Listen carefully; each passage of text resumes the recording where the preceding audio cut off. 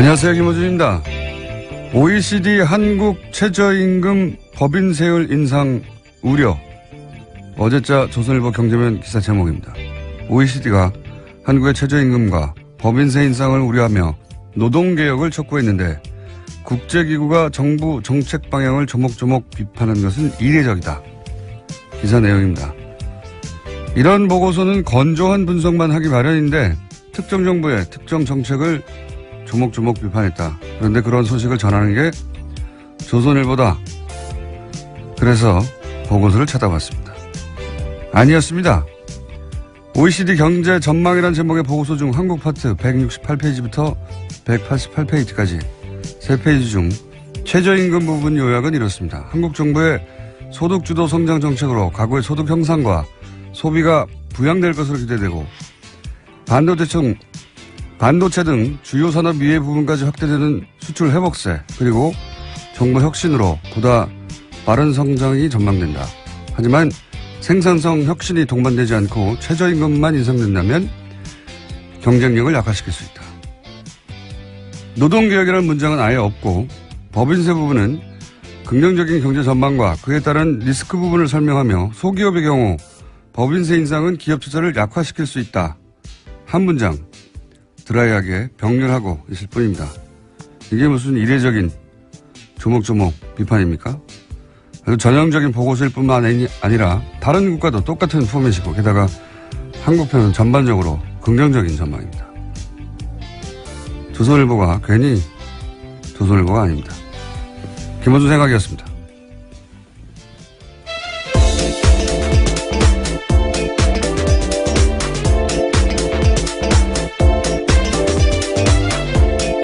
시사인의 김은지입니다. 이런 거 안 쳐다볼 거라고 생각하나 봐요. 그래도 굉장히 꼼꼼하게 찾아보셨네요. 저는 다 쳐다봅니다. 궁금해가지고. 그래? 그럴 수도 있고 아닐 수도 있잖아요. 예. 그런데 이제 이례적이다. 뭐 이렇게 해서 특히 해외에 나온 보고서나 해외 기사나 해외 사례 얘기하면 다 찾아봅니다. 저는. 예. 전혀 사실과 다르다. 예. 훌륭하다. 조선일보. 예. 자, 첫 번째 뉴스는 뭡니까?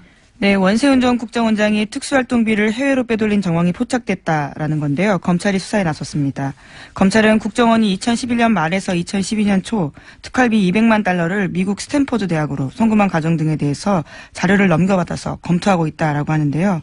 이와 관련해서는 국정원 기조실 관계자들에 대한 진술도 확보했다라고 합니다. 원 전 원장의 지시로 200만 달러를 송금했다라는 건데요. 뿐만 아니라 현지의 주택을 구입할 목적 등으로 특활비를 추가로 빼돌렸다라는 의혹도 검찰이 수사하고 있습니다.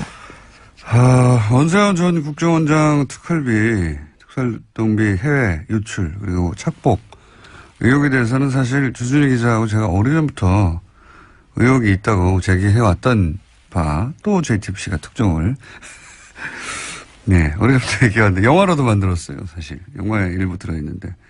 제가 대략 알고 있는 사연이 이렇습니다. 원세훈 원장이, 말하자면 은퇴를 대비해서 스탠포드 대학에 1년인가 연구원으로 있었던 적이 있거든요. 그때 아마 마음에 들었나 봐요. 2006년이었습니다. 예, 그게 마음에 들었나 봐요. 예, 날씨도 좋잖아요, 거기가. 그래서 거기에 돈을 내고 일종의 거점을 만들어서, 예, 연구원 자격으로 이후 본인의 활동 거점으로 계속 삼으려고 했던 그런 구상이 있었나 봐요. 예, 그래서 그쪽으로 돈을 빼돌렸다. 예. 이거 하나 하고 어제 이제 JTBC 보도는 안 나왔는데 캐나다에 가족이 있습니다. 네. 가족이 있기도 있는데 그 캐나다 쪽으로도 이 빼돌린 의혹을 주장한 바 있습니다. 저희가 여기 있다고. 그리고 이렇게 돈을 빼돌리는 과정에 외교 행랑을 이용하기도 했다 하는 제보가 있었기 때문에 저수지 게임이라고 저희가 예. 지나간 다음에 자꾸 언급해야 되는데 그 영화에서도 내용이 일부 나옵니다. 원세훈 원장이 그럴 때 수행하는 국제원 직원들은 두고 혼자서 캐나다를 넘어갔다 왔다. 네, 이런 얘기도 저희가 했었고요. 그리고 이제 그 빼돌린 특활비가, 혼자 다 착복한 것이냐, 이명박 전 대통령에도 가지 않았을까 하는 그런 의혹. 네, 또 주진우 사실은. 기자가 자신의 책에도 그런 네. 내용을 썼던 걸 기억하는데요. 네, 따져봐야 하고요. 게다가 이제 캐나다에 계속 주목하는 이유는 대표적인 자원외교 의혹 중에 하나인 그 하베스트 인수. 그건 하나로 뭐 2조 이상 손해를 본 가장 대표적인 자원외교 실패 혹은 자원외교 의혹 사건인데 그 손해를 본 그 하베스트 회사가 캐나다에 있는 거고요. 예, 그때 그 거래 은행이 또 로얄 뱅크 오브 캐나다라는 곳인데 저 뉴스공장에서 몇 주째 다루고 있는 농협 210억 투자 사건 그 사기 사건의 거래 은행도 똑같은 로얄 뱅크 오브 캐나다예요. 예. 캐나다 쪽으로 이명박 전 대통령 시절 그런 돈이 사라지는 의혹이 많았고 의혹 사건이 많았고 은행도 같은 은행이고 원세훈 국장도 캐나다로 그 택할비를 빼돌린 의혹이 있다라고 저희가 주장해 왔습니다. 네. 지금은 이제 그 미국으로 왜냐면 계좌가 나왔으니까요. 미국으로 건너간 특활비에 대한 의혹이 이제 제기돼서 아마 수사가 진행되고 있는 것 같은데. 네, 어제 압수수색했는데요. 강남 사무실과 원세훈 전 원장이 수감 중인 서울구치소 수용실에서 압수수색 진행됐습니다. 그래서 회계장부와 자료 그리고 개인 메모 등이 확보됐다라고 합니다. 박근혜 전 대통령 국정원 특활비는 뭐 미용 시술이다 또는 뭐 개인 주택 구입이다 이런 전형 의혹이 있고 수사 중인 상황이고 이명박 전 대통령 국정원 특활비로 추정되는 이 돈은 해외로 빼돌려진 의혹인데 이제 미국 얘기 나왔는데 앞으로 캐나다도 나올 수 있다. 그리고 그렇다면 규모는 이명박 전 대통령 쪽이 훨씬 더 클 수 있다. 네. 여기까지 해두죠. 예. 완전히 다른 이야기죠. 지금까지 나왔던 것과는. 예. 특활비를 어떻게 썼다가 아니라 해외로 빼돌렸다는 거 아닙니까? 아예. 네, 입금 자체는 사실이었어요. 이제 이것을 왜 했는지에 대해서 더 수사가 필요해 보입니다. 네. 국정원이 스탠포드 대학 특정 연구소로요. 네, 연구소에다가 돈을 20억이나 쏠 이유가 뭐가 있습니까? 예. 국정원이 그런 이제 물증 하나가 나온 것이고 이게 다가 아닐 것이다. 다가 아닌 것으로 저도 알고 있고 수사가 진행되면 더 나오겠죠. 예. 전혀 새로운 이야기입니다. 이제 예. 저랑 주정희 기자가 주장만 하는 것이 예. 그때는 사실 그럴 리가 없다고 아무도 귀 기울여 주지 않았어요. 자, 그런 게 또 하나 나왔고요. 자, 다음 뉴스는 뭡니까? 네, 국세청이 지난해 12월부터 올해 2월까지 다스에 대한 세무조사를 벌였다라는 오늘 아침 조선일보 보도입니다. 다스는 아시다시피 이명박 전 대통령의 실소유주 논란이 불거지고 있는 회사인데요. 이 세무조사는 지난해 12월 9일 박근혜 전 대통령의 탄핵소추안이 국회에서 가결되고 헌법재판소에 접수된 직후에 시작됐다라고 합니다. 당시 조사는 2012년에 이어서 4년 만에 이어졌다라고 하는데요.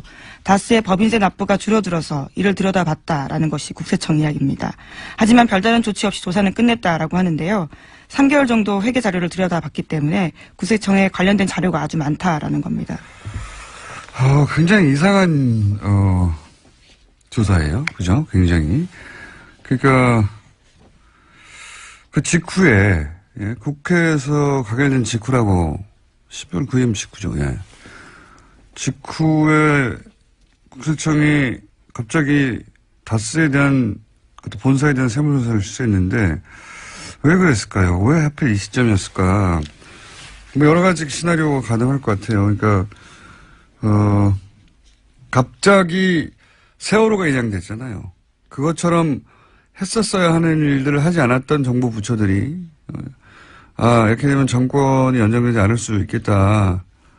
보수 정권으로 싶어서 갑자기 미뤄왔던 일들을 했던 것인지 아니면은 여전히 당시 정권이 넘어간 상태는 아니기 때문에 정권이 넘어가기 전에 미리 세무조사를 받아두고 세무조사를 이미 받았는데 또 빠른 시간 내에 세무조사를 하면 정치적 세무조사라고 주장하려고 그런 건지 어떤 이유인지는 모르겠지만 굉장히 이례적이고 예, 특별한 상황에서 세무조사였던 것 같습니다. 이게 왜 하필 이때 세무조사를 했는지 그리고 아무 조치 없이 끝났거든요. 게다가 그렇게 하고 나서도. 예. 다스 쪽에서 소명을 했다고 하는데요. 미국 공장 사정이 어려워지면서 법인세가 줄었다라는 이야기를 받아들였다라는 거죠. 미국 공장 엘리바마 쪽에서 이제 비자금이 움직인 의혹도 주준 기자가 얘기한 적이 있는데 전반적으로 매우 좀 이상한 시점에, 이상한 타이밍에 세무조사였고, 이 세무조사가 왜 이루어졌는지 후속 기사도 나올 법합니다. 네. 매우 이상한 세무조사다.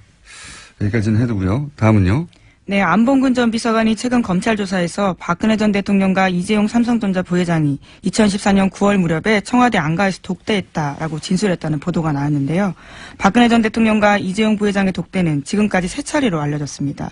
그런데 그게 아니라 4차례라는 건데요. 어제 열린 이재용 부회장의 항소심 재판에서 특검팀이 밝힌 바입니다.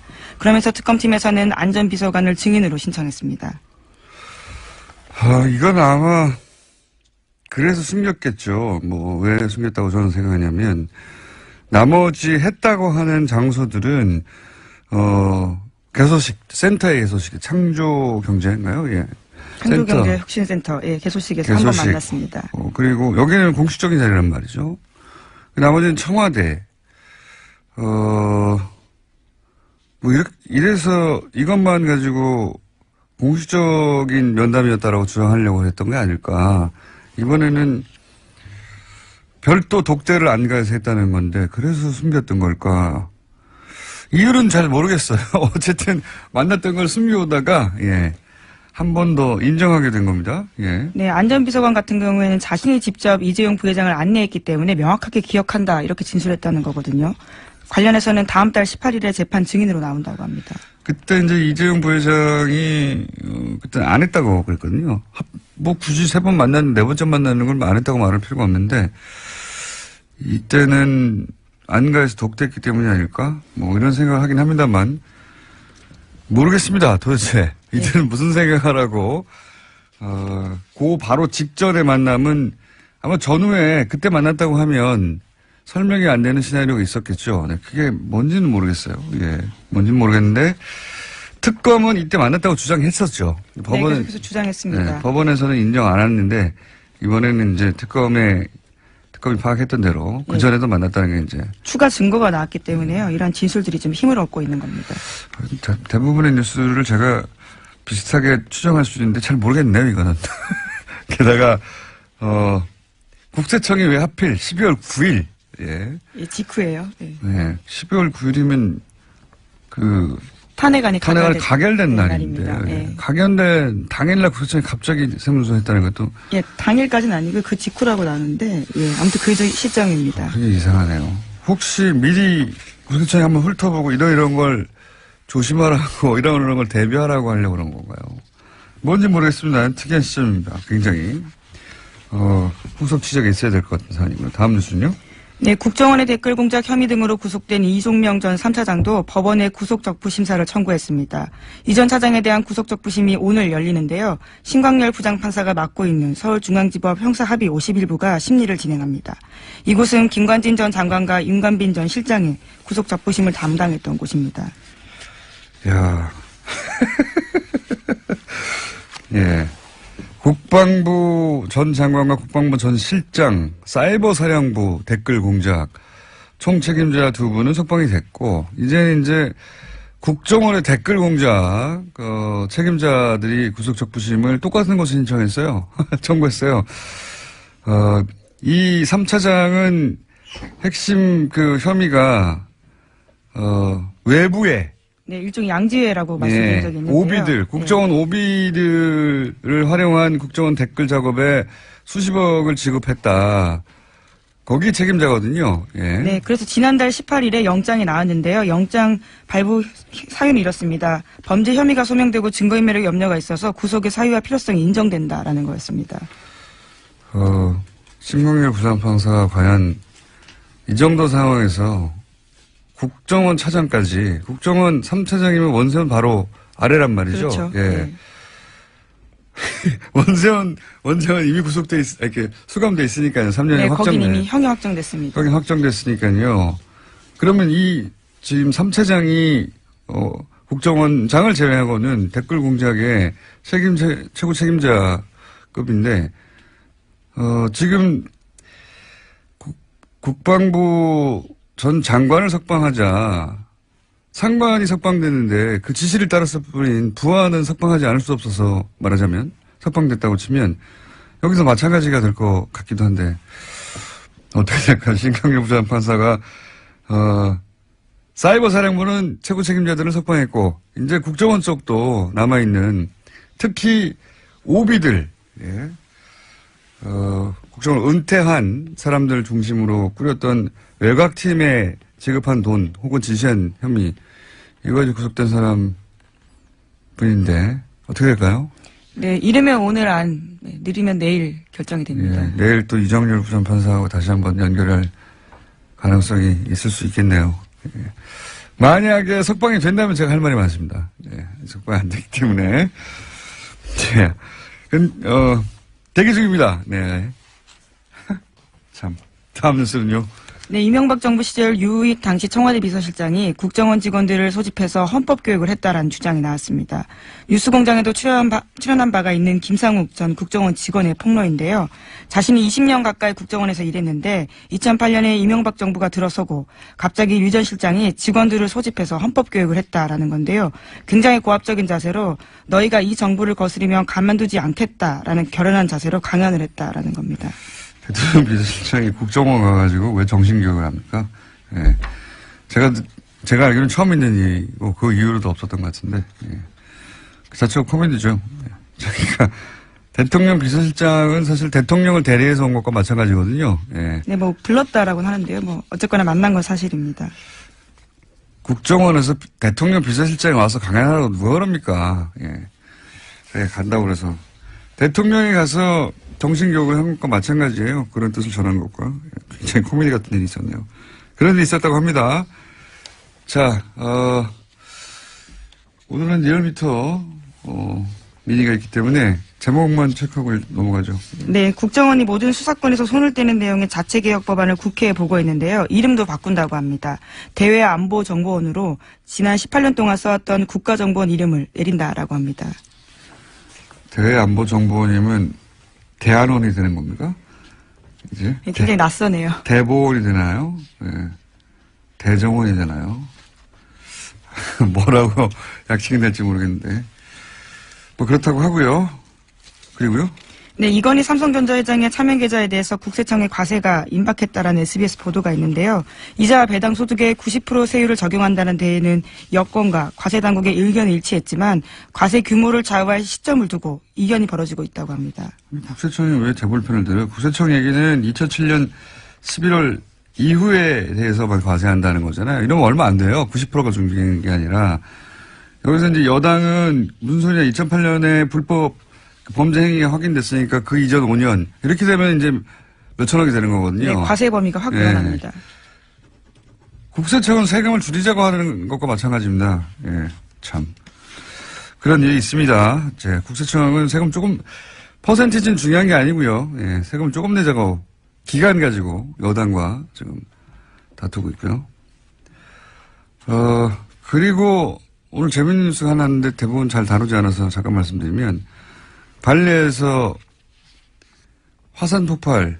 네, 예. 그렇죠. 인도네시아 발리에서 화산 분화 일어나서 공항이 폐쇄됐습니다. 네. 외교부에서 최초라고 해요. 최초로 그 자국민 귀국용으로 전 세계를 보냈는데, 예. 최초인데 크게 보도가 안 되더라고요. 네, 어제 문재인 대통령이 관련된 지시를 했고요. 오늘 아시아나 항공을 통해서 전 세계를 운항하기로 했다고 합니다. 아시아나가 갔다는 얘기만 하고, 예. 그게 외교부에서 직접 보낸 최초의 전세기입니다. 우리나라 자국민 교육시키려고. 재밌는 뉴스인데, 예. 별달리 보도가 안 되길래 언급했습니다. 여기까지 하겠습니다. 예, 시사인 김은지였습니다. 감사합니다. 자, 바로 이어서 리얼미터 그것마저 알려주마. 자, 대통령 지지율 한 1, 2% 내에 있죠. 왔다 갔다 하는 게. 안녕하십니까. 권순정 실장님 나오셨습니다. 네. 네. 1, 2% 이내에 올라가나 내려가나 마찬가지죠? 네, 마찬가지지만 내용 분석을 해보면 네. 흐름이 좀 잡히긴 합니다. 4주 연속 상승 흐름이었습니다. 네. 근데 이번엔 소폭 빠졌습니다. 빠질 때가 조금 되지 않나 싶은데요. 아니, 뭐. 1.8%포인트 하락해서 71.2%였습니다. 네. 그리고 부정평가는 2.5%포인트 오른 23.9%였고요. 그래서 사실상 큰 폭의 하락은 아니고요. 많은 분들이 어제 북한 그 미사일 발사 때문에 내렸나 네. 라고 오해를 하실까봐 일간을 준비를 했는데요. 27일 월요일에는 72.5%, 28일 화요일에는 70.4%, 29일 수요일 어제죠 71%로 올랐는데 여기 잘 보시면은 약간 화요일 날 약간 내려 다시 올라가는 거네요. 예, 약간이 아닙니다. 29일 수요일의 그 구성은 28일 전날 500명하고 당일날 500명 구성인데요. 전날 화요일날 500명은 69%까지 떨어졌고요. 어제는 73%까지 올랐어요.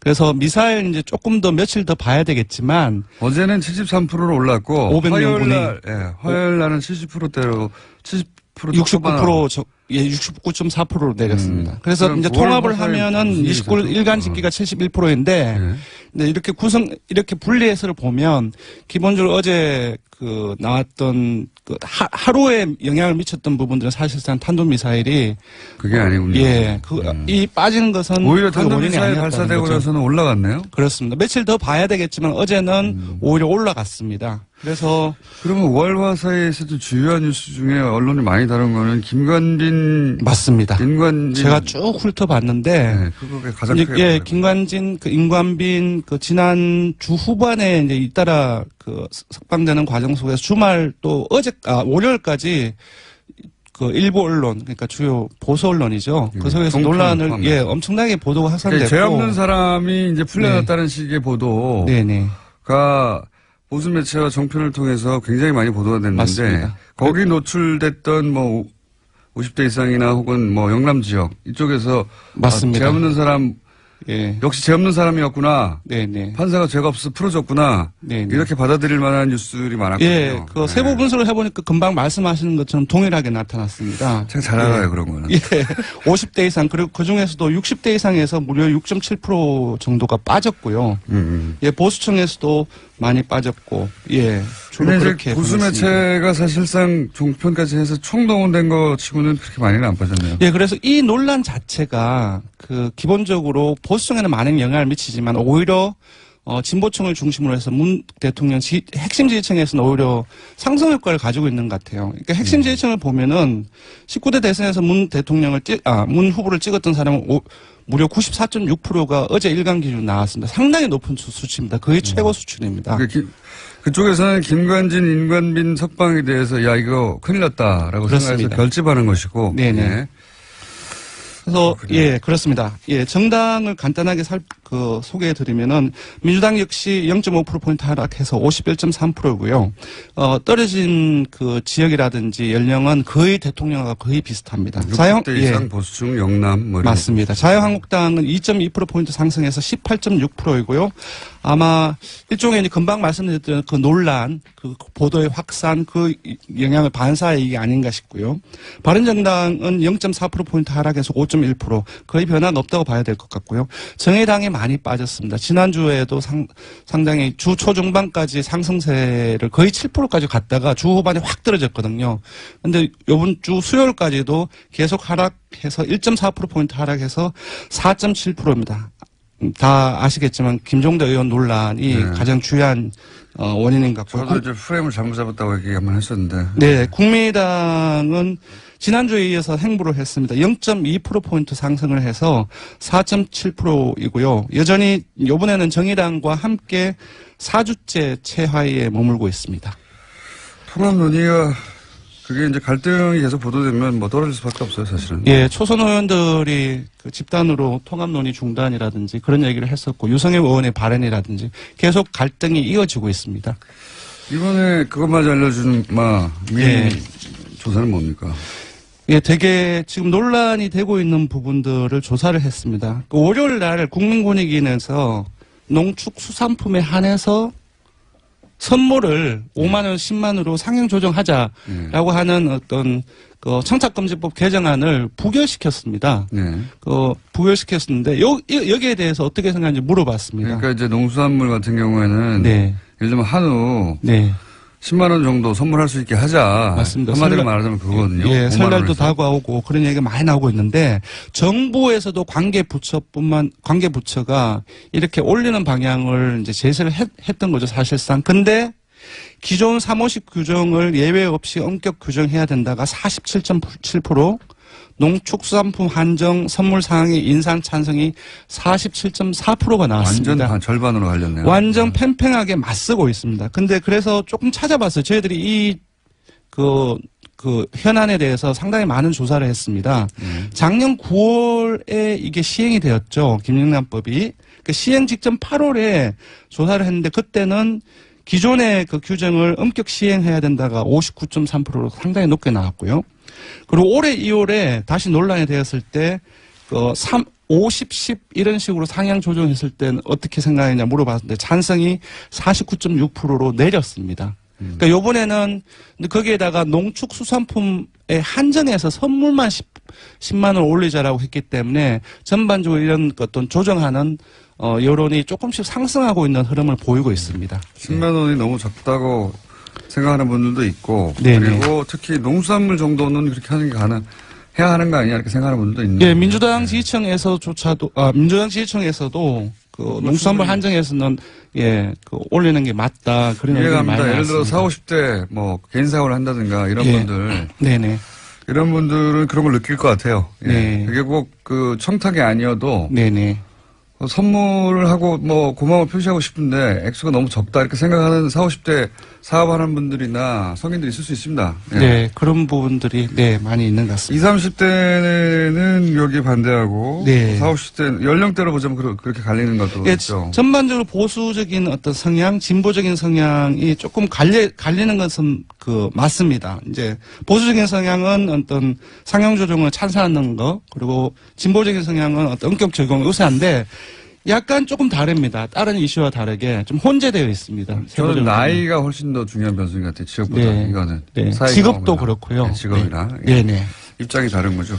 여기까지 하겠습니다. 조사 기간은요? 네, 조사 결과를 넣어드리겠습니다. 이번 주중조사는 TBS 의뢰로 이번 주 월요일부터 수요일까지 전국 19세 이상 성인 1,512명을 대상으로 했습니다. 유무선 전화면접과 전원검사 혼용 방식으로 했고요. 표본 오차는 95% 실수는 플러스 마이너스 2.5%포인트였습니다. 응답률은 5.5%이고요. 현안 조사는 TBS 뉴스공장 의뢰로 어제 하루 동안 실시했습니다. 성인 505명을 대상으로 실시했고요. 표본 오차는 플러스 마이너스 4.4%포인트였습니다. 내일부터 권순정 조사 분석 실장이었습니다. 감사합니다. 고맙습니다. 이 음악 다들 아시죠? 한 3번 정도 코너가 완전히 사라질 뻔 하다가 잠시 후에 너무 재밌다고 다시 대폭발하기도 하고 이상한 코너입니다. 더불어민주당 안민석 의원 나오셨습니다. 안녕하십니까? 네, 안민석 의원입니다. 오늘은 이야기 없나요? 뒤에? 누구 어떤 안민석? 디그니티, 엘레강스. 저를 흔들지 말아주세요. 총수. 자유한국당 김성태 의원님 나오셨습니다. 네, 안녕하세요. 김성태입니다. 네. 다른 이야기 전에 이제 공적인 사안이자 또 저희 게스트가 직접 연결된 사안이자 이 얘기부터 하지 않을 수가 없습니다. 다른 이야기 많지만 자유한국당의 원내대표 경선이 지금 한창입니다. 모르시는 분들은 모르실 텐데 자유한국당에서는 굉장히 중요한 지금 이슈죠. 누가 원내대표가 되는가. 근데 거기에 이제 김성태 의원이 3선으로는 유일하게 출마해서 자타 공이 현재 기준으로는 가장 유력한 원내대표 후보, 당선 후보, 예상 후보로 지금 거론되고 있습니다. 어떻게 보시면 안민석 의원님? 제가 일단 관전평을 말씀을 드려볼게요. 네. 먼저 이제 남의 집안일에 대해가지고는 별로 제가 관심은 없는데. 관심이 항상 많지 않으십니까? 역시, 국민들 역시도 네. 지금 이 자한당 원내대표 선거에 대해서 관심이 별로 없어요. 왜냐하면은, 국민들이 지금 하라는 것은 과감하게 과거에 대한 적폐청산을 하라는 것인데, 자한당이 계속 발목을 잡는 이런 짓을 하고요. 특히 이제 국회 부의장이라는 분이, 신모 부의장이라는 분이 문재인 대통령을 내란죄로 고소하겠다는 이제 그런 이제 막말을 하지 않았습니까? 사실은 제가 볼 때는 과거에 성군 같은 우리 조선의 그 군주들, 세종이나 정조 같은 그런 정도 수준의 민심의 지지를 얻고 있는 대통령이 문재인 대통령이고요. 지금 200일 되었는데 지금까지 70%대의 지지율을 유지하고 있다는 것은 이 민심을 반영하는 것이고 이 민심이 문재인 대통령을 지지하는 것은 적폐청산에 대한 지지 그리고 과감한 독하게 청산해달라는 그거거든요. 그런데 이런 대통령을 향해서 내란죄로 고발하겠다고 하는 정도의 그리고 이런 국회 부의장의 발언에 대해 가지고 자유한국당에서는 오히려 속으로 은근히 잘했다고 또 표정 관리를 지금 하고 있어요. 이런 정당이 지금 원내대표를 뽑고 있는 것에 대해서 국민들이 관심을 둘 리가 없죠. 그러나 단지 김성태 의원님이 지금 출마를 하신다고 하니까 제가 그래도 살짝 관심은 가지겠는데 지금 현재 추세로는 당선 가능성이 상당히 높을 것 같고요. 정두원 의원도 어느 방송에서 그렇게 말씀을 하셨고요. 그런데 여기에 변수가 있는 게 아마 결선 투표라는 게 있는 모양이에요. 그러니까 결선 투표라는 거는 반 김성태, 그러니까 즉 친박 쪽의 성향의 내지는 중도 성향의 의원들이 다수가 때로 출전을 해서 1대1로 붙으면 안 될 것 같으니까. 그래서 굉장히 발언을 길게 하시고 계시는데 2등 하는 사람에게 결선 투표 때 몰아주겠다. 그러니까 그거거든요. 그게 변수입니다. 간단하게 요약하면은 1차는 김성태 의원이 1위를 할 가능성이 근데 대단히 가반수를 높고, 못 얻죠. 근데 가반이 안 돼서 2차에서 나머지 분들이 이제 단일화를 할 때 2등을 원내대표 시키는 그때 어떻게 결론 날지는 것 같은데 어떻습니까, 김성태 의원님? 본인 선거라서 그래도 위주로 말씀하시겠죠. 제1야당의 원내대표 선거는 향후 여야관계에 있어서 가장 중요한 그런 잣대가 될 것인데 그 중요한 제1야당의 원내대표 선거를 별로 관심도 없다 그러고 또 국민들도 하등에 신경 안 쓴다 그러고 그렇게 악의적으로 폄하하는 부분은 좀 적절치 않은 것 같아요. 원내대표가 돼서 응징해 주십시오. 좋은 원내대표가 뽑혀서 여야관계 잘 가져가고 또 정부와 또 협치가 이루어지는 그런 여의도 정치가 복원되기를 바란다 이렇게 희망을 이야기하셔야지 이건 말해 이건 하든 말든 그게 하여튼 원래 그렇게 사신 분이니까 제가 그렇게 이해를 하시고 아까 심재철 의원 말씀하셨는데 국회 심재철 부의장께서 민주당과 청와대가 지난 6개월 동안에 헌법 가치를 무시하면서 국가 정체성을 위태롭게 했다는 그런 취지로 이 내란죄와 국가기밀 누설죄로 이제 형사를 고발해야 된다는 거예요. 저는 그런 측면에서 이 내란죄까지 언급한 것은 좀 지나친 감이 없지 않아 있다고 저는 분명히 봅니다.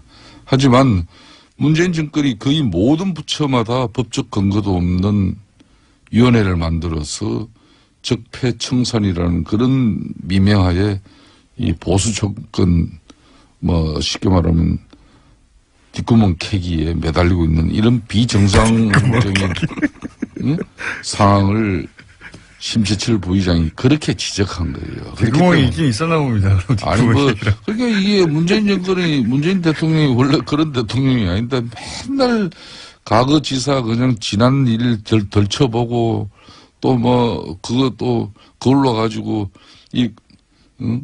적폐청산 TF가 검찰에 수사 의뢰하고 그럼 검찰은 수사하고 그렇게 지금 가는 정국이거든요. 이거는 좀 바람직하지 않고 또 제가 드리고 싶은 말씀은 원내대표 말씀하셨으니까 제 개인의 문제이기 때문에 짧게만 하겠습니다. 최선을 다할 뿐이고 저는 지금 이 보수는 절대절명의 저는 위기라고 봅니다. 홍준표 대표가 위기를 극복하는 처절한 심정으로 저의 진정성을 가지고 지금까지의 방식이 아닌 새로운 보수 정당으로서의 진면모를 위해서 바뀌자. 그래서 도와달라 그러고 하고 있습니다. 홍준표 대표가 왜 김성태 의원님을 이렇게 백업하죠?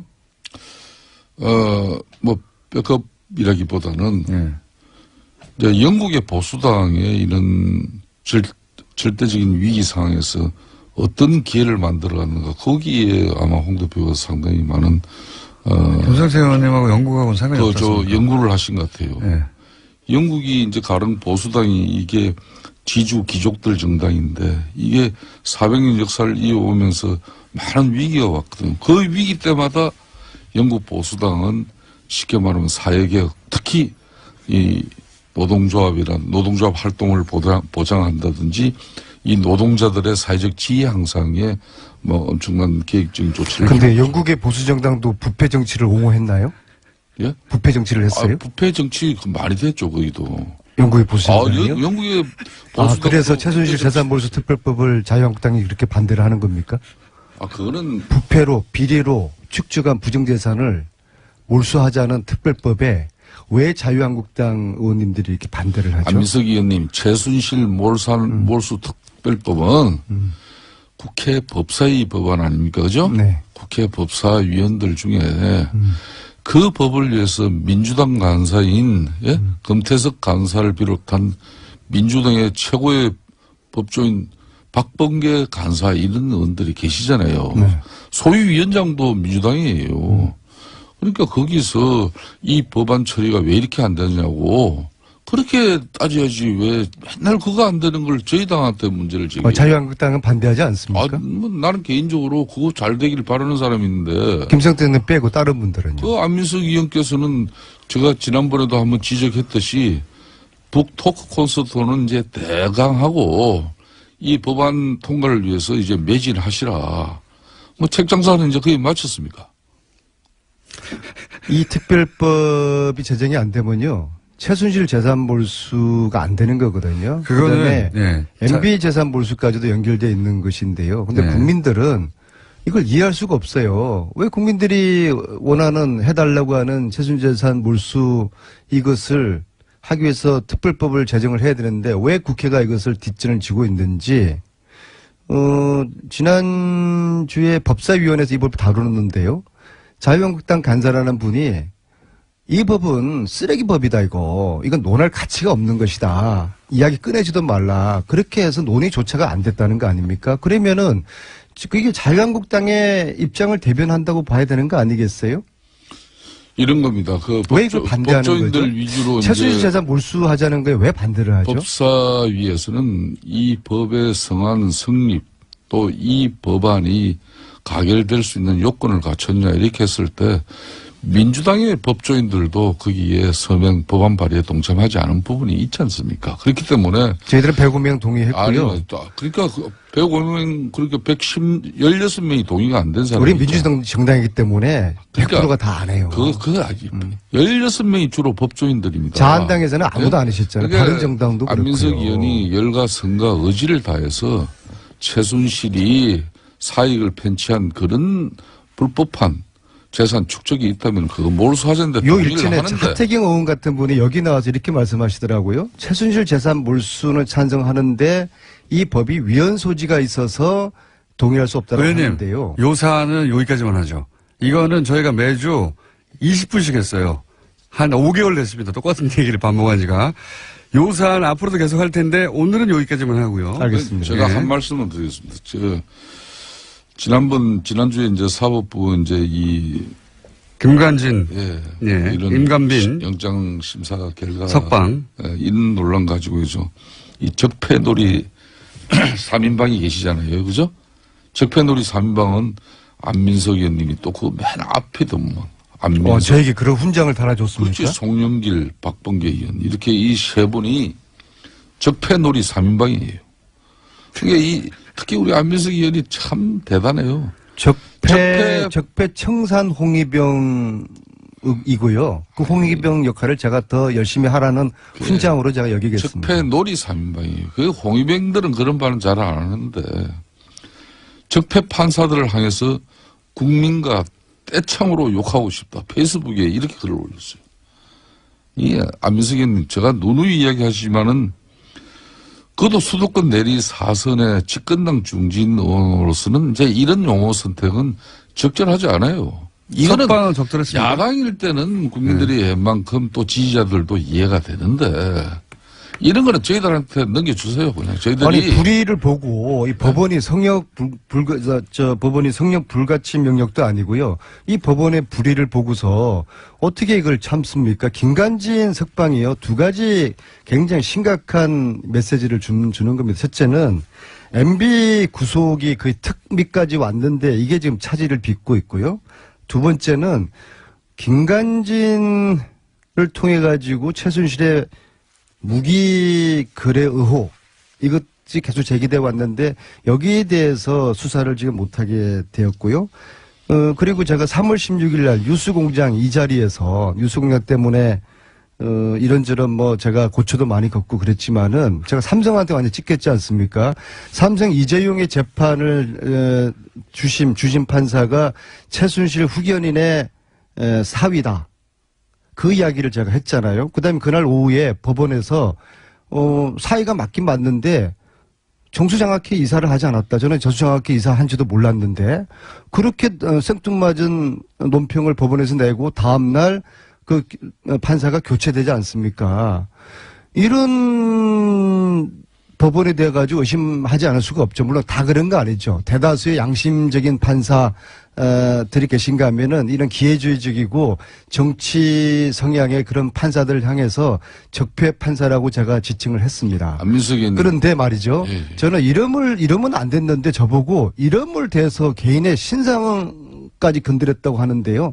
저는 그냥 적폐 판사라는 것에 주목을 했지 이름을 제가 지칭한 적이 없는데 자, 제가 한 그런 말씀 좀 이름을 걱정을 검색하면 다 해야 나오니까요. 아, 그렇습니까? 안민석이님 민주주의의 근간은 상권이 분립된 거예요. 아니, 법원이 성역 그런데- 불가침 명령은 아니지 않습니까? 그런데 권력을 장악한 법원이 잘못하면 세력이- 지적을 해야죠. 어떻게 집권당은 권력을 장악한 이 세력이 이렇게 사법부를 흔들어대면은 민주주의는 위험에 처할 수밖에 없어요. 근데 이제 석방 근데 자체는 안민석 문제 의원께서 없습니까? 또 보시면은 또 자신이 생각하는 대로 좀 유리한 판단을 이렇게 내리는 또 법원에 대해서는 아주 입이 닳도록 칭송하시고 본인한테 본인이 또 생각하지 않는 그런 부분에 또 이런 판단이 나오면은 그냥 아까 말씀드린 대로 적폐 판사로 규정하고 국민하고 떼창으로 욕한다 그러고. 아니, 그럼 이재용 판사를 저 최순실 그러니까- 후견인의 사유로 정한 게 그게 잘한 겁니까? 그런 아니, 거는 그건 오래된 지적은- 이야기고. 그런 거는 좋은데. 김관진 석방 잘한 네, 겁니까? 이걸 한번 여쭤보세요. 김관진 검찰의 석방 잘한 제가 한 겁니까? 말씀을 드리겠습니다. 검찰의 이 무리한 수사도 문제지만은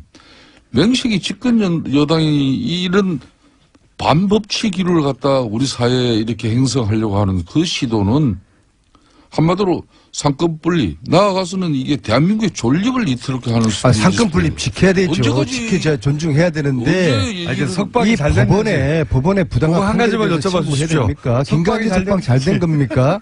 아니 김관진 석방 잘한 거예요?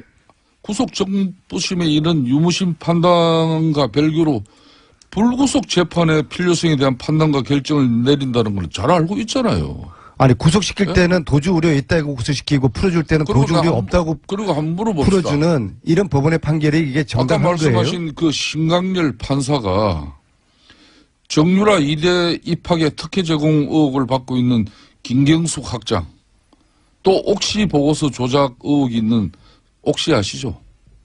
옥시 이 보고서 조작 의혹이 있는 서울대 교수에 대한 구속 적부심을 기각했는데 왜 이런 사실은 왜서 애매합니까? 그럼 제가 이런 그분의 거는 마음에 들죠? 제가 그분의 어린 시절 이야기까지 제가 평가해야 됩니까? 저는 단지 김관진 석방에 대해서 지적을 한 것이죠. 저는 그게 신모 판사인지는 모르겠지만요. 그분 이름이 신광렬입니까? 저는 이름은 모르겠어요. 단지 그분의 판결 행위에 대해서 이건 대단히 잘못됐다. 왜 김관진을 저렇게 풀어주느냐. 김관진을 풀어준다는 거는 MB 이제 구속을 안 시킨다는 그런 아니, 메시지로 이 들리는 거거든요. 민주당 그걸 제가 지적한 민주당 거예요. 집권 체제는 사법부의 이제 판단까지도 이제 시시비비를 이제 가리면서 항상 상권 분립은 논평과 입장을 가지고 존중하나 잘못된 판결에 대해 가지고는 비판할 수가 있죠. 악법도 법이라는 말 알고 계시지 않습니까? 예? 법 앞에 만인은 평등한 것이고 그 법이 잘못됐다면은 또 항소를 하고 상급심에서 이 문제를 더 다룰 수 있는 그런 방향으로 가는 민주주의 원칙을 중시해야지 판사가 이런 민주당 주장대로 잘못된 판단이다. 그렇기 때문에 이는 적법 판사다. 적폐 판사다. 김총수, 그냥 법 앞에 만인이 평등합니까? 왜 MB는 구속이 안 되고 우병우는 구속이 안 됩니까? 지금 민주당 정권에서는 법 앞에 만인이 평등하지 않아요. 그렇죠. 죄지은 자는 왜? 혹독하게 처벌을 하고 지금은 있죠. 우리는 잠깐만요. 정말 의원님. 많은 희생을 각오를 원내대표 했지만- 되면 나오십니까? 예? 원내대표 때 계속 나오십니까? 저는 해보고 하는 이야기지. 되지도 않고 쓰고 뭐. 약사님 안녕하세요. 방금 시간이 잘못 나갔네요. 네. 이 코너명 제안이 계속 쏟아지는 코너. 지금까지는 이제 적과의 빡침. 3주째 가지고요. 예. 그 사이에 또 온, 코너명들 박수무당이 있고요. 예. 박수무당. 그리고, 상쾌한 빡침도 있고요. 정치 예체능도 있고요. 마음에 드시는 거 있습니까? 그 중에 혹시? 이때까지는 적과의 빡침이 가장 사람들의 많은 지지를 받았는데. 박지원 전 대표 나오셨습니다. 안녕하십니까? 안녕하세요. 예. 안녕 못합니다. 솔직히 말하면. 또 특히 김어준 총수를 아침에 보러 가니까 더 안녕 못합니다. 당이 안녕 못하니까 안녕 못하시겠죠. 예. 국가가 안녕 못합니다. 예, 북한이 ICBM 쏘아대고 예. 중국에서는 사드 문제로 롯데는 제외시키고 뭐 관광을 푼다 하지만은 찔끔찔끔 대국의 자세가 아니고 저는 항상 국가를 걱정하는데 자유한국당이 저렇게 싸우고 있고 아주 안녕 못합니다. 그중에서 제일 안녕한 것은 국민의당입니다. 아니 그렇잖아요. 싸워봐야 국민한테 큰 영향력을 주지 못하니까. 싸워봐야 큰 영향을 주지 못하니까. 뉴스는 제일 많이 나옵니다, 요새. 뉴스 나오면 뭐예요? 히트 하나 없이 잽이나 날리고 있는데 예. 사실 우리 국민당이 그 정도 하는 거 뭐 국민 생활하고 관계가 없잖아요. 국민생활하고 관계없는데 국민의당 그 소속 의원들과 구성원들에게는 영향이 크지 않습니까? 아 그렇죠. 예. 그럼 어떻게 돼갑니까? 지금까지는? 뭐 계속해서 안철수 대표는 통합의 길로 가는 거고 안수 대표는 이제는 이제 돌아설 생각이 전혀 없이 통합으로 쭉 가시는 것 같아요. 그죠? 뭐 정치라고 하는 것이 딱 떨어지는 것은 있겠어요. 가다가도 돌아올 수도 있고 올드웨이 가는 경우도 있지만은 또 상대적으로 통합 반대 세력들이 현역 의원 중심으로 일치월장합니다. 아주 많이 돼서 아마 오늘 저녁 때. 초선 의원들이 더 뭉쳐서 예. 우리가 통합을 반대하겠다. 그게 20명 넘어갑니까, 이제는? 네, 확실히? 넘어갑니다. 확실히? 그러기 때문에 지금 현재도 넘어갔고요. 어제 예. 광주일보 호남 23명의 전수조사에 의거하면은 네. 20명 통합 반대, 찬성 2명, 2명. 유보 1명. 1명. 그러나 결국 그분들도 지역 정서를 감안한다고 하면은 통합이냐 아니냐 하고 최종적 결정 순간에는 통합 반대로 돌아설 겁니다. 근데 지금 만약에 안철수 대표는 사실은 본인의 이제 정치인으로서의 명운을 여기다 건 것 같은데 여기서 돌아왔으면 바보 되니까 돌아서기도 힘든 것 같아요. 근데 통합을 하는 방법론으로는 뭐가 있습니까? 그냥 지도부가 선언하는 겁니까? 아니면 의총에서 결정하는 겁니까? 아니면 뭐 전당원 투표를 하나요? 어떻게 합니까 보통? 전당대회에서 하게 돼 있는데요. 원래는 예. 이제 비호남권, 예. 수도권에는 조금 다릅니다. 영남권이나 충청권 이런 곳에서는 사실 내년 지방선거를 앞두고 예. 광역단체장이나 기초단체장 여기에는 아주 당선되기가 힘들다. 예. 그렇지만은 국민의당은 뿌리를 심기 위해서는 기초단체 의원들 있잖아요. 예. 기초의원들은 1구 2명, 3명, 4명까지 있거든요. 예. 예. 거기에서 한두 명씩은 당선돼줘야 되는데. 당선될 수 있기 때문에 네. 그 뿌리를 내릴 수 있다라고 얘기를 해서 바른정당과 통합을 하면은 확실하게 당선될 수 있다 하는 것을 계산하기 때문에 네. 저변 확대를 위해서 또 필요하다 하는 일리 있는 말씀도 있어요. 예. 그렇지만은 그렇게 했을 때 광역이고 기초고 단체장이나 광역의원 이러한 것들을 한석도 예. 이기지 못했을 때 우리 국민의당이 어떻게 될 것인가 이런 것들이 상존하고 있습니다. 그 방법은 예를 들어서 안철수 대표가 지도부와 함께 선언을 해버리면 어떻습니까? 선언을 한다고 하더라도 전당대회에서 의결을 해야 되기 때문에 무조건. 일단 전당대회를 소집해야죠.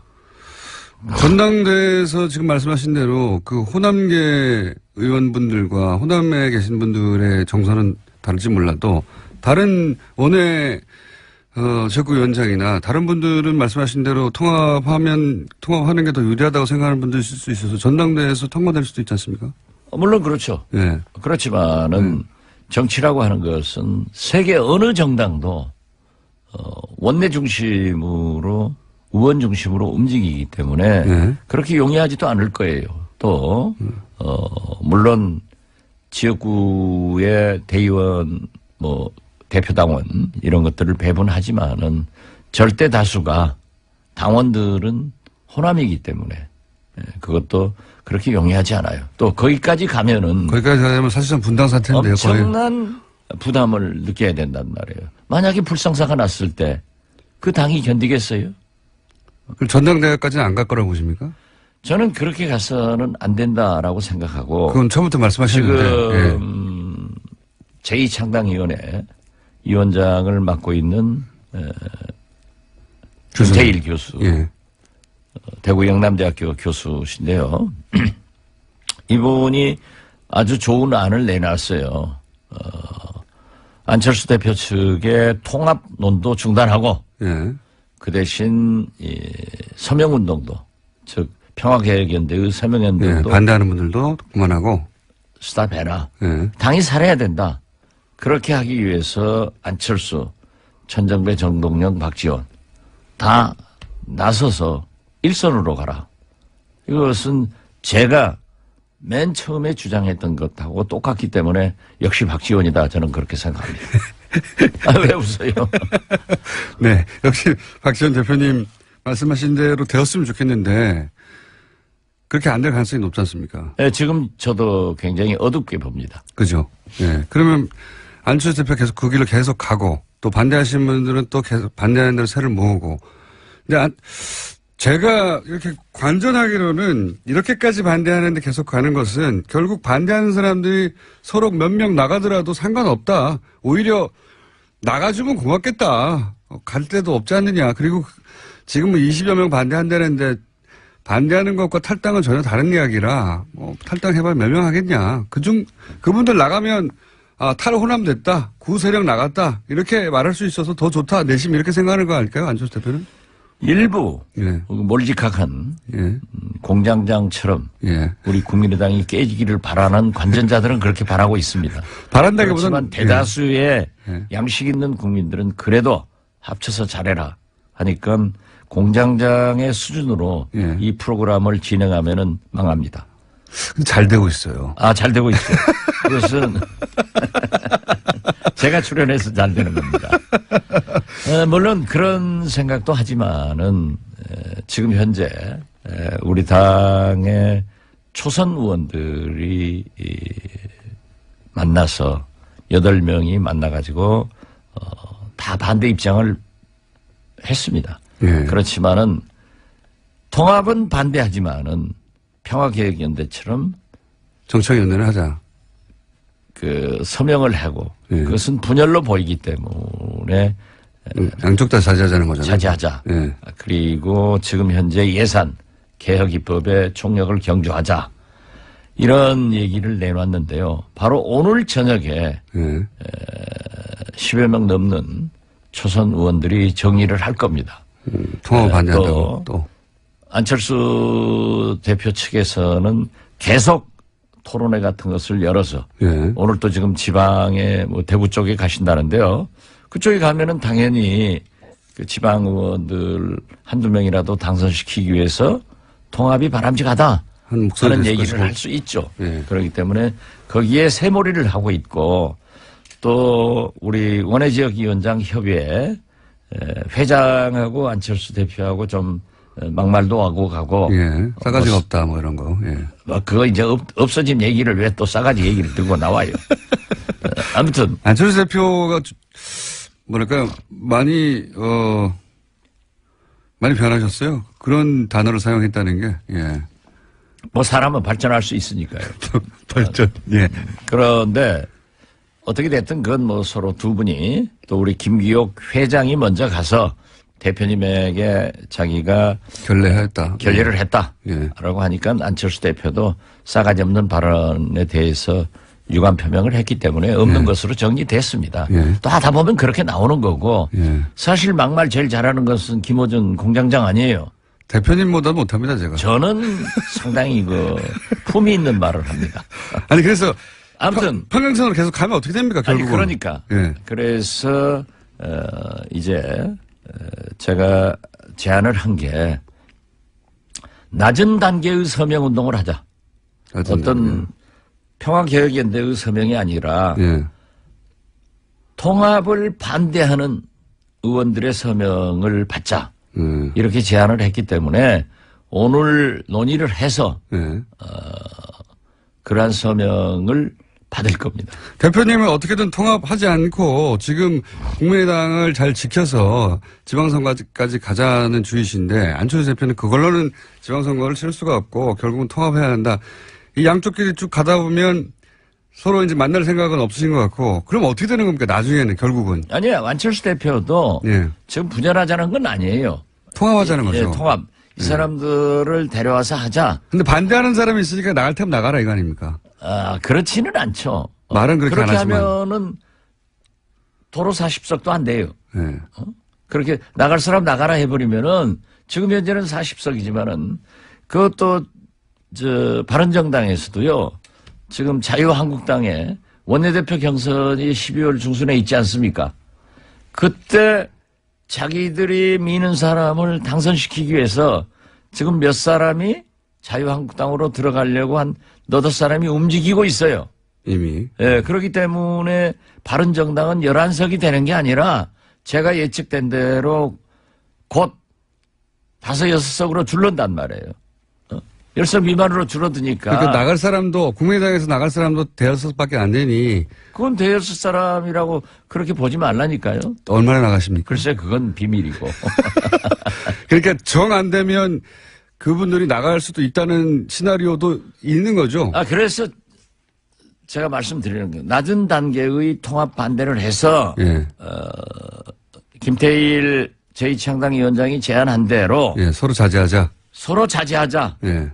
그래서 국회를 밀고 나가고 사실 어제 정책연합 바른정당하고 우리 안철수 당대표가 선언했지 않습니까? 예. 그렇지만은 어제 우리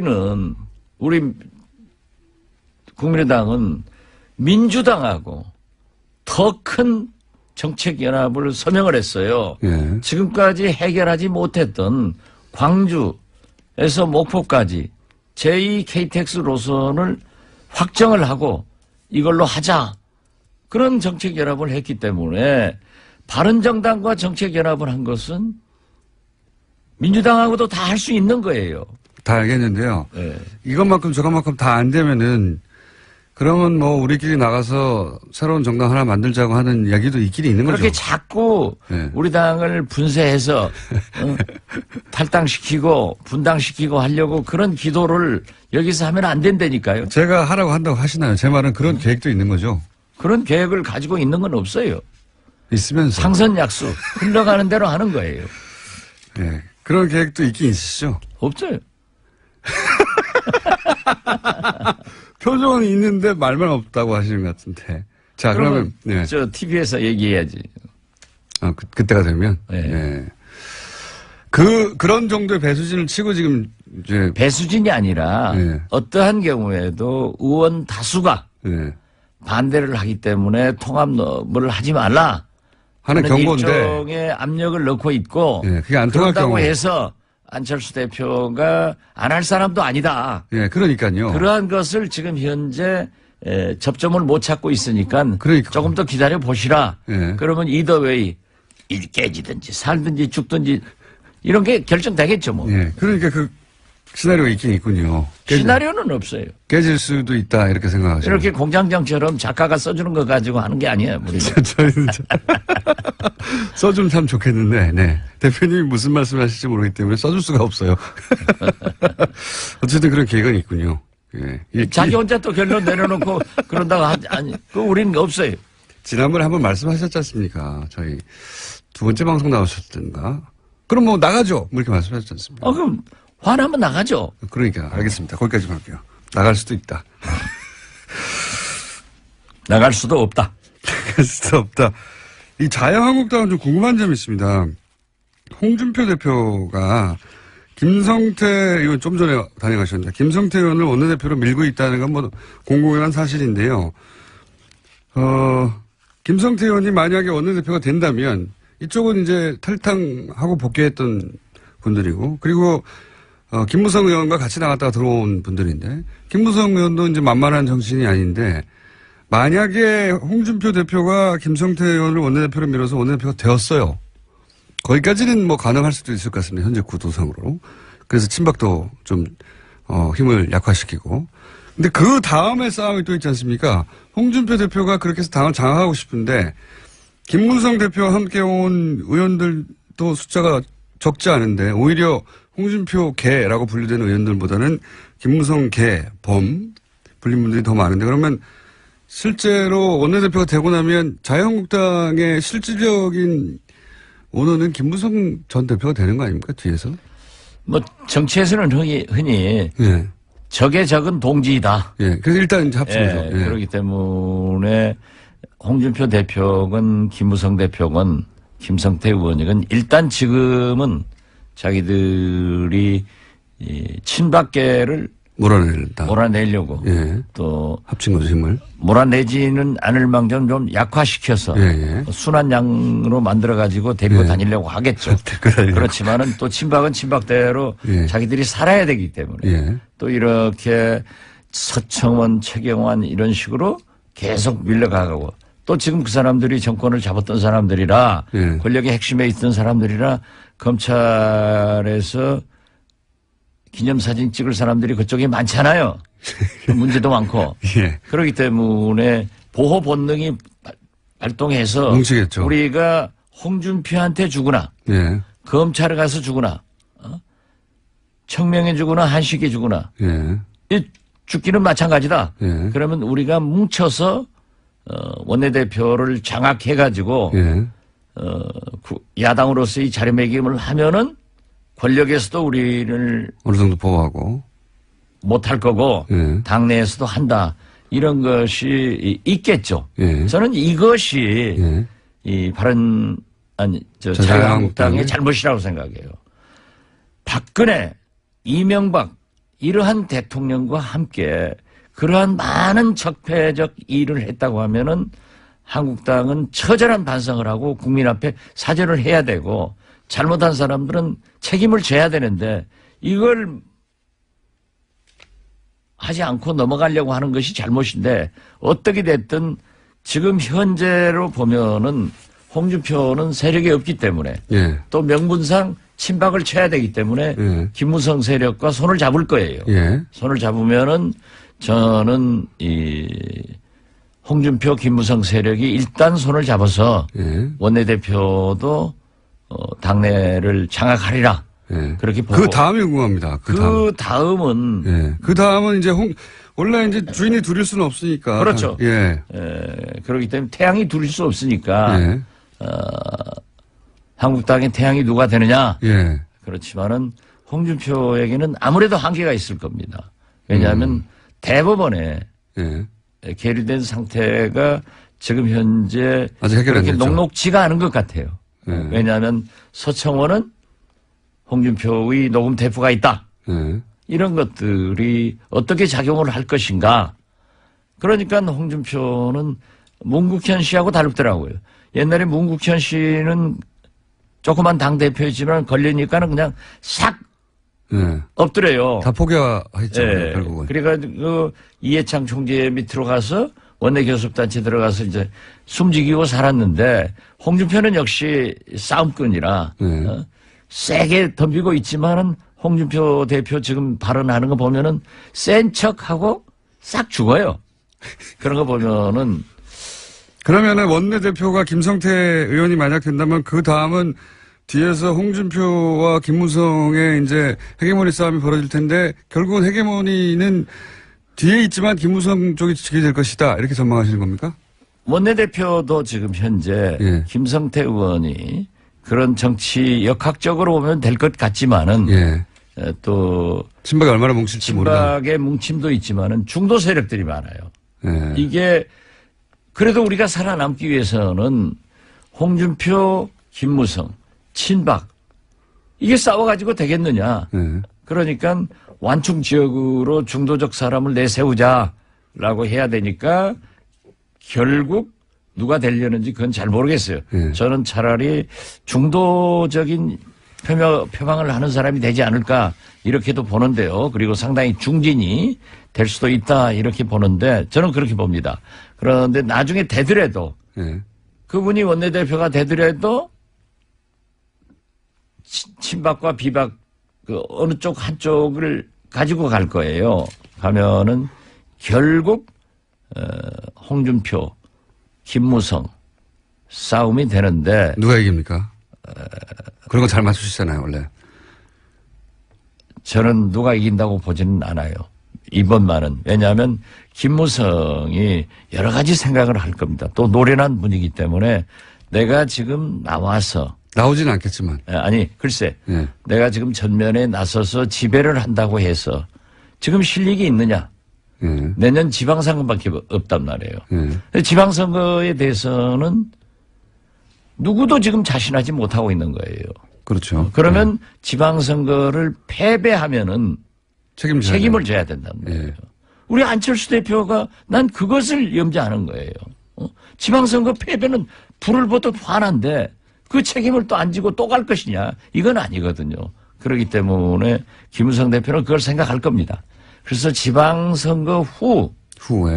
후에 진짜 선거인 총선 이때 전면에 나서서 공천권을 행사하고 재정비를 해가지고 당을 장악하려고 할 것이다. 대통령 선거에 한번 붙을 것이다. 또 한 번 나올 것이다. 김무성 대표가 저는 대통령 후보에 나온다고는 보지 않습니다. 하지만 본인이 위는 누군가를 그렇죠. 내세울 그렇게 것이다. 해서 총선을 이끌고 예. 대통령 후보를 뭐 본인이 할 수도 있으니까 본인 혹은 자기가 밀어서 보수 정권으로 다시. 김무성은 아직 꼴통 보수 아니에요. 그렇기 때문에 어떤 경우에도 이 진보 개혁, 예. 문재인 세력, 이 좌파다. 예. 여기에들은 절대 줄 수 없으니까 보수 대통합을 해서 보수 후보를 내놓을 것이다. 예. 저는 그래서 김무성은 내년 지방선거나 작은 싸움을 하지 않을 겁니다. 그런데 결국은 그러면 홍준표 대표가 지방선거까지는 치르고 그 다음부터는 김무성 대표가 당을 장악하려고 노력할 것이고 이렇게 보시는군요. 예. 그렇게 될지는 모르겠지만. 저는 그렇게 보고 있습니다. 예. 그게 될지는 모르겠지만 하여튼 그런 노력을 할 것이다. 네. 그럼 홍준표 대표는 어떻게 됩니까? 본인은 다음 대선에 또 나오실 것 같은데. 정치인이 나오고 싶은 거야, 별거 다. 저도 뭐 별거 다 나오고 싶어요. 제가 말씀드린 건 홍준표 대표가 그때까지 영향력을 유지하며 유력한 정치인을 계속 있겠느냐 이런 얘기죠. 대법원의 판결이 중요하겠죠. 또 서청원 대표가 얘기한 새로운 사실이 발각되느냐. 그 녹취록은 국민당 있지 않습니까? 언제 우리 씁니까? 당이 없어요. 몰라요, 나는. 몰라요. 네. 그 녹취록 우리 김문당에 그렇게 우리 공장장처럼 수준이 좀 낮은 사람들만 있어서 없어요. 갑자기. 예. 그 내용도 다 아시는 걸로 저는 알고 있습니다. 언젠가 말씀하시겠죠. 예. 오늘 여기까지 할까요? 네. 꼭 하셔야 했었는데 못 하신 말씀 있습니까, 혹시? 뭐 국정원 계획 같은 거, 예. ICBM 이런 게 있어서 예. 국민들이 좀 불안하게 하고 또 또 검찰에서도 우병우 또 내놨더라고요. 예. 이런 걸 보면은 좀 우리 정치권에서 적폐청산하는데 본격적으로 좀 잘 도와줘서 빨리 끝냈으면 좋겠다 하는 생각 같습니다. 국민의당이 도와주셔야죠. 예. 많이 돕고 있습니다. 오늘 여기까지 하겠습니다. 뭔가 하실 말씀이 있는데 안 하시고 꿀꺽 삼키고 오늘 가시고 다음 주는 말씀하시겠죠. 지금까지 박지원 전 대표였습니다. 감사합니다. 예, 감사합니다. 불친절한 AS. 아침에 브리핑 때 발리에서 화산 나서 외교부가 사상 최초로 전세계를 직접 보냈다라는 뉴스를 제가 잠깐 언론에서 크게 다루지 않길래, 왜냐면 이럴 때 이제 다른 나라에서 그런 전세계 보냈다는 뉴스 난 부러워했었거든요. 외교부에서 처음으로 보냈는데 이 뉴스가 별로 저는 중요한 뉴스 같은데 취급하지 않길래 말씀드렸더니 문자가 나왔어요. 놀러 간 사람들인데 나라에서 비행기 보내주면 그 비행기 싹은 놀러 간 사람들 내야 되는 거 아닙니까? 이렇게 문자를 보내셨는데 그렇지 않습니다. 자연재해, 불가항력이잖아요. 자연재해로 해외에서 공경에 처한 자국민을 안전하게 귀국시키는 건 국가의 의무예요. 예. 그때까지 안 했던 거죠, 그거를. 그분들이 정말 놀다가 뭔가 사고가 났으면 모르겠는데요. 이분들은 자신들의 잘못이 아닌 화산 폭발로 인해서 귀국을 제대로 못하고 있는 상황이었고, 화산은 언제든지 폭발할 수 있는 상황이기 때문에 빨리 귀국해야 하는데 비행기 편이 없으니까 당연히 나라에서 전세계표를 보내서 귀국시켜야 하는 거죠. 그걸 외교부가 최초로 직접 했다는 게 그게 이상한 거죠. 예. 하는 건 정상입니다. 그러니까 그분들이 와서 그 비행기 싹을 내면 안 되는 거죠. 문자를 많이 보내셨는데 내부자들 민원 폭발. 예. 뭔가 마음에 안 들 때 이렇게 폭발합니다. 문자가. 당장 없애라. 이번 주는 당장 없애라 문자 많이 왔고요. 그리고 방금 제보가 왔는데 지하철 9호선 파업으로 그리고 차량 고장까지 있어가지고 열차가 늦어지고 있다. 여의도 방면은 정말 많은 사람들이 기다리고 있다. 이런 제보가 갑자기 많이 왔습니다. 그러고 보니까 제가 교통방송이어서 지하 교통방송을 안내하고 있지는 않지만 문자가 많이 와서 안내해드립니다. 그 외에 심재철 부의장 국회 본회의에서 야당 보는 게 내란죄입니다. 재밌는 문자 있었습니다. 여기까지 하겠습니다. 자, 원래 굉장히 핫한 코너인 내부자들과 박지원 대표 코너가 오늘 잔잔하게 진행된 관계로 오늘 이 코너가 터져줘야 됩니다. 네. 김진애 박사님 도시건축가 나오셨습니다. 안녕하십니까? 네, 안녕하세요. 네.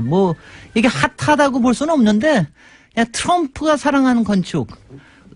대한민국의 두 개 건축물 63타워와 롯데. 지난번에는 이제 트럼프 타워를 가지고 얘기를 했는데 오늘은 제2 롯데 타워 가지고 이제 얘기를 하니까. 그때 거론했던 타워들 롯데. 네. 두 번째 롯데. 근데 뭐에 꽂히셔서 그렇게 근사하다고 그랬을까요? 뭐가 워낙 높잖아요. 높은 거 좋아하는 거죠. 이거 뭐 남성들의 특징이기도 하죠. 미학적 관점에서 평가했다고는 보지 않고요. 예, 전혀. 관심 아마 보지도 않았을 거예요. 금빛 쓰면 좋아한대잖아요. 근데 이거는 금빛은 아니에요. 네. 금빛은 아니고 이제 좀 하얀색 뭐 이렇게 저기를 하는데 올라가 보셨어요 혹시?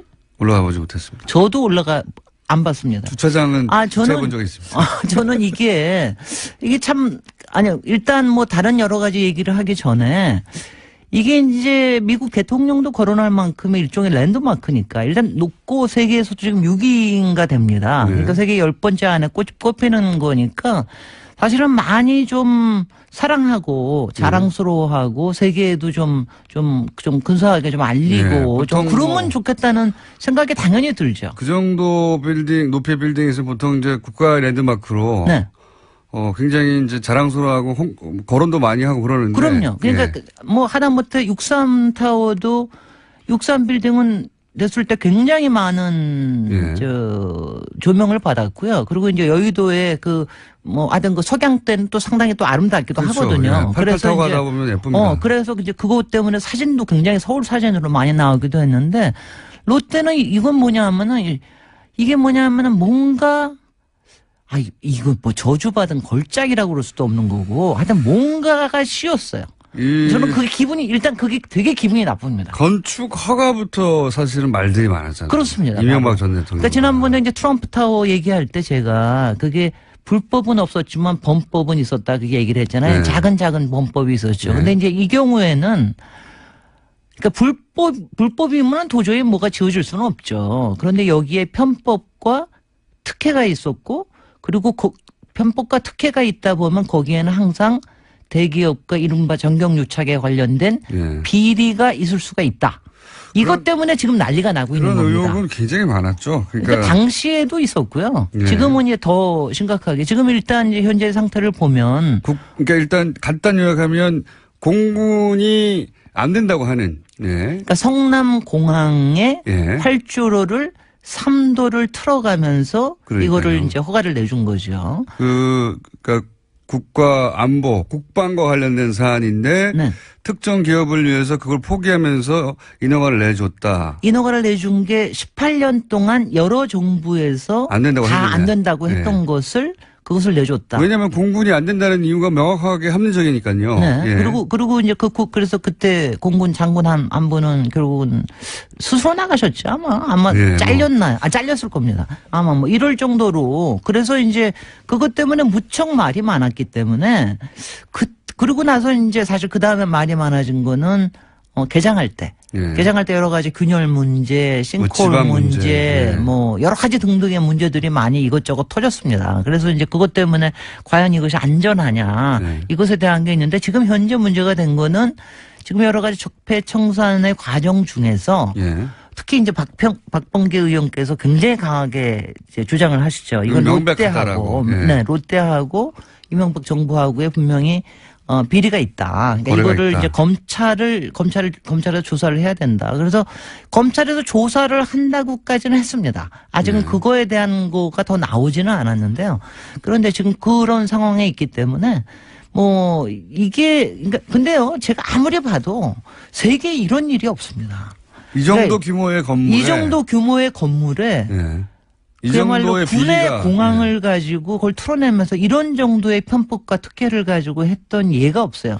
왜냐하면 아시다시피 100층 이상 건물쯤 되면 일단은 국가적으로 다 국민적 관심이 국가적 관심입니다. 예. 그러니까 여기에 관련돼 가지고는 굉장히 다 축복을 해주려고 좀 노력을 하는 엠파이어 편이에요. 스테이트 빌딩 보세요. 아직도 자랑으로 삼고 있잖아요. 100년 전에 지었는데 예. 정말 그거 아세요? 엠파이어 스테이트 빌딩도 거기도 한번 헬기는 아니고 당시에는 경량 비행기 부딪힌 적이 있었습니다. 아, 그래요? 한 60년대인가 그랬는데 그 중간에 그때는 이제 거기도 안개가 많이 끼는 데거든요. 예. 그래서 안개가 끼다가 한 번은 경비행기라고 그러죠. 경비행기가 충돌했는데. 중간에 충돌을 했는데 한 60몇 층쯤에 충돌을 했는데 그건 뭐냐 하면은 무너진 테러로 무너진 예. 그 월트레이드 타워. 트레이드 타워하고는 좀 달리 이거는 구조가 워낙 제가 튼튼해가지고. 100년 전에 그냥 석도로 지었잖아요. 그야말로 싸서 지은 겁니다. 물론 철근 콘크리트를 하긴 안 했지만 무너질 것 같아요. 딱 보면. 그러니까 하면은 옆에만 부서졌습니다. 그냥. 예. 부서졌는데 이제 그랬고요. 그러니까 그런 안전의 위험을 가지고 하기가 그렇게 쉽지가 않거든요. 근데 이제 특히 이거를 2009년에 허가를 받았는데 당시에 그 전후 해가지고 또 우리나라에도 한번 문제가 있었어요. 초고층에 헬기가 예. 부딪히는 문제가 있었거든요. 현대 그거는 역삼동인가 삼성동인가에서 부딪혔는데 그런 문제도 있고 그래서 굉장히 안전에 대한 문제가 심각할 때 이걸 내준 거예요. 민간 비행기도 아니고 공군기가 안 된다는데요. 아니 여기 비행기 전용기가 대통령 전용기가 뜨는 데입니다. 그리고 외국에서도 국빈들 오시면 여기 내리는데.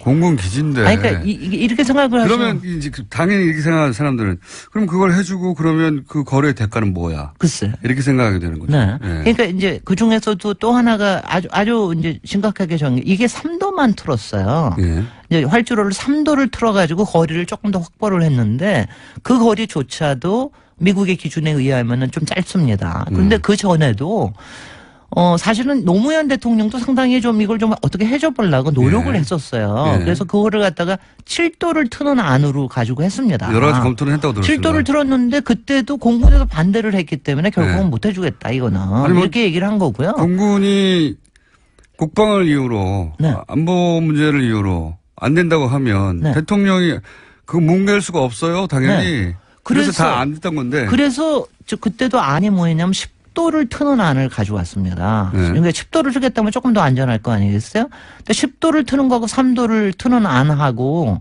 이걸 이제 어차피 비용은 롯데가 내는데 이게 1조 2천억 원 차이가 납니다. 그러니까 1조 2천억 원을 롯데가 또 세이브했군요. 그냥 세이브를 한 거죠. 그러니까 그 1조 2천억 원 정도를 세이브를 했다면 틀려면은 또 10도 정도 틀면 좀 더 나았을 텐데 그것도 좀 틀고 말았군요. 돈 아니요, 때문에. 10도를 틀면은 엄청나게, 그러니까 그게 한 거의 2조쯤 됐고요. 3도를 틀면은 한 9천억 원인가 뭐 이렇게 해가지고. 그래서 거기서 또 1조 이상을. 거기서 1조 이상을 또 남긴 겁니다. 아하. 그러니까 그런 정도쯤 되면은 뭐가 야류가 없지는 않았을 수 있다는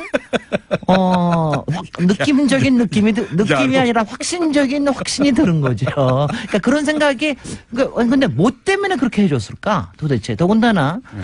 돈 때문이죠. 돈 때문에. 대통령이 당선되고 난 다음에 첫 해에 벌써 검토가 시작이 됐습니다. 1년 만에 허가를 내줬거든요. 그때 당시 되자마자 대기업들은요 그동안의 민원들 네. 꼭 해결하고 싶은데 해결하지 못했던 민원들을 다 들고 갔다는 얘기가 있어요. 글쎄요. 예. 그래서 특히 롯데하고의 관계는 굉장히 많이 특이했죠. 이거 당선자 시절에 롯데, 시내에 있는 롯데 호텔에 예. 뭐 몇 층을 한 층을 다 뭐 썼다고 그러기도 하고 롯데 호텔은 왜 무슨 일만 있으면 롯데 호텔 얘기가 나오는 겁니까?